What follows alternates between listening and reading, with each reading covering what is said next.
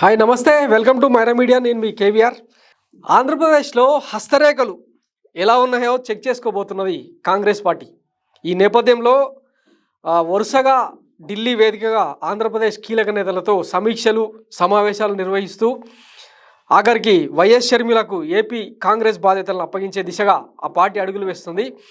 ఈ నేపథ్యంలో ఒక లేటెస్ట్ అప్డేట్ ఏంటంటే త్వరలోనే వచ్చే ఏడాది జనవరిలో ఫస్ట్ వీక్లోనే రాహుల్ గాంధీ, ప్రియాంక గాంధీ, ఇతర కీలక నేతలు ఏఐసిసి ప్రెసిడెంట్ మల్లికార్జున ఖర్గేతో వరుస పర్యటనలతో కాంగ్రెస్ పార్టీ తన ప్రభావాన్ని చాటుకునే ప్రయత్నం చేస్తుంది.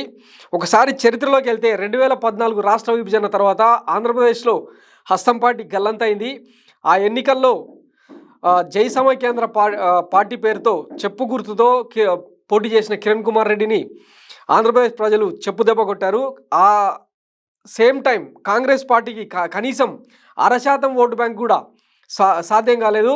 పోనీ 2019లోనైనా ఆ పార్టీ ఏమైనా ప్రభావం చూపిస్తుంది అనుకుంటే 174 స్థానాల్లో ఆ పార్టీ అభ్యర్థులు పోటీ చేస్తే కేవలం 1.17% ఓట్ షేర్తో 3,68,000 ఓట్లను గెయిన్ చేసింది. ఇది ఆంధ్రప్రదేశ్లో కాంగ్రెస్ పార్టీ దుస్థితి. ఒక రకంగా చెప్పాలంటే శిథిలావస్థలో చేరింది కాంగ్రెస్ పార్టీ.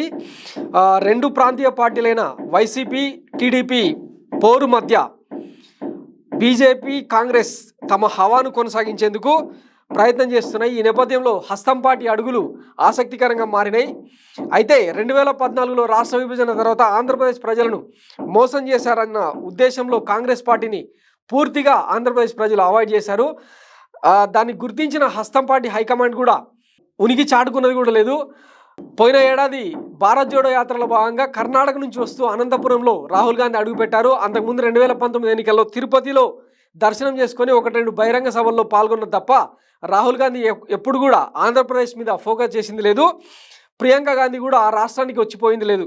సో ఈ నేపథ్యంలో వచ్చే ఏడాది జరగబోతున్న ఎన్నికల కోసం హైకమాండ్ పెద్దలంతా వరుసగా ఆంధ్రప్రదేశ్ మీద ఫోకస్ చేయడం ఆసక్తికరంగా మారింది. ఈ నేపథ్యంలో ఆ పార్టీ ఈసారి ఏమైనా ఓటును గెయిన్ చేస్తుందా, లేకపోతే వైసీపీ ఓటు బ్యాంకును చీల్చి అంతిమంగా టీడీపీకి లాభం చేకూరుస్తుందా అన్నది తేలాల్సి ఉంది.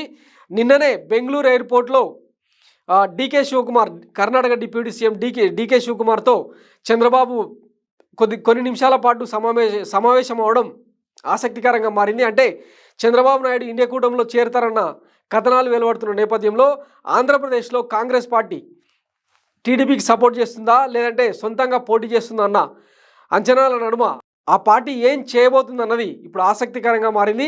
చూద్దాం, వచ్చే ఏడాది తొలి మాసంలో కాంగ్రెస్ పార్టీ అడుగులేంటన్నది క్లారిటీ వచ్చే అవకాశం ఉంది. చూస్తూనే ఉండండి Myra Media. Thanks for watching. నేను మీ KVR, signing off. Thank you.